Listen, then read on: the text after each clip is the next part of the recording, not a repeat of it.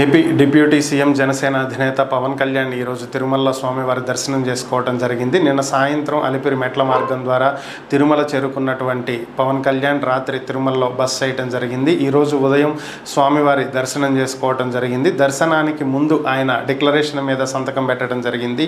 సాధారణంగా అన్యమతస్థులు ఎవరైనా సరే తిరుమల దర్శనానికి వచ్చినట్లయితే డిక్లరేషన్ మీద సంతకం చేయాల్సి ఉంటుంది.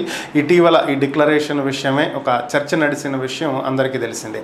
ఈ నేపథ్యంలోనే పవన్ కళ్యాణ్ తన ఇద్దరి కూతురులతోటి తిరుమల స్వామివారి దర్శనానికి వెళ్ళారు.